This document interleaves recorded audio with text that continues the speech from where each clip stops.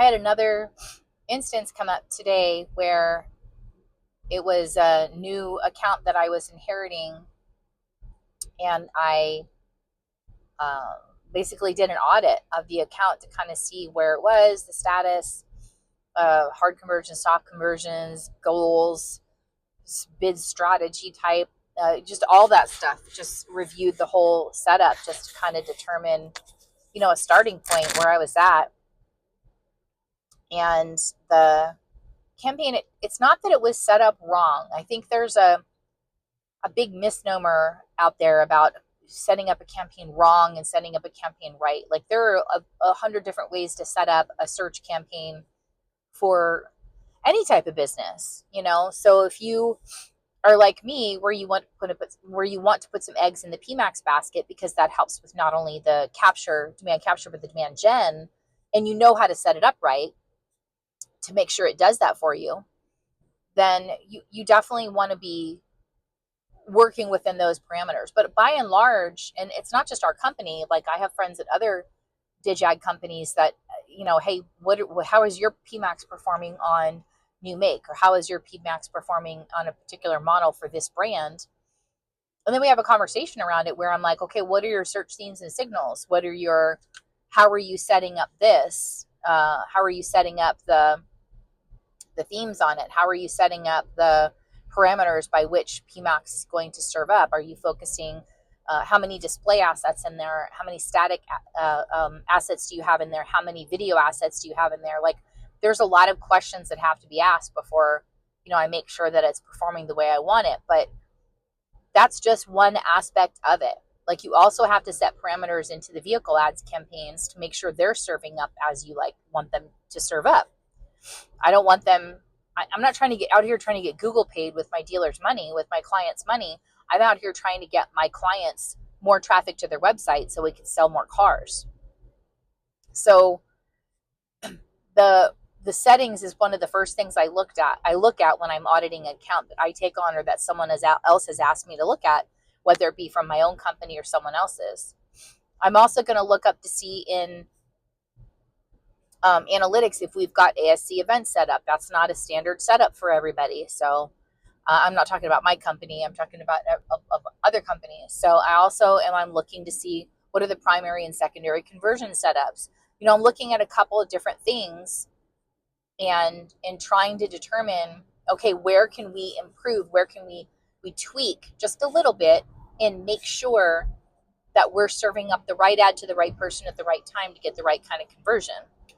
So I go into all of that detail because, and there are several agencies that do this in different ways, but a lot of them want a contract with you to do this on a monthly basis. What I am offering is a one-time search ad campaign audit. So what it requires would be, I would have to have the only access to your Google Ads. I would have to have the same access to your Google Analytics, your GA4, hopefully the one that you set up and not the one that the vendor set up. And in that access, I would then go through all your campaigns. I'd register out like a health assessment, and then have a phone call afterwards to show you what I found and some areas for improvement, some actual verbiage you can send back to your vendor and say, hey, I would like this changed, this changed, this changed, this changed. So that's for Google Ads. For the same kind of, if you want the same kind of preference for different strategies you run, that's fine. That's going to be a different campaign audit or different program audit within that particular sphere, whether it be search, social, AOTT, or what have you. So I definitely see this as, going forward, just a one-off thing, not a regular monthly cadence, but as a one-off thing, just going through and investigating where we have potential waste in ad spend. So one of the ones that I saw today was actually not omitting a sister store from search results. And that can be a big deal. That can cost you a little bit of money out of a VA campaign, let's say. new or used, if you're not siphoning, filtering the inventory per the particular brand and dealership you're running. Another area where I saw there was some wasted ad spend, and I'm not the biggest fan of a brand campaign. So the reason I'm not the biggest fan of it is because I think that a regional campaign and a new make campaign are plenty. I don't really, if I have a brand campaign, I don't fund it very well because you don't really need to. And honestly, if I'm buying your name, if you're thinking that that's a winning strategy, then you have to have an SEO audit done on your website. You have to have an SEO audit done of your website now, because there should be no planet where I have to bid on and pay for your name. That should be absolutely dominant in your direct and organic results in your GA4 and your analytics. And that's why I asked for access to that, because I can identify problems between looking at both those mediums, GA4 and ads. I can identify problems that I can give you very specific instructions on how to fix. So, and I found it today. I found it today with the Friends ads campaign that they asked me to look at.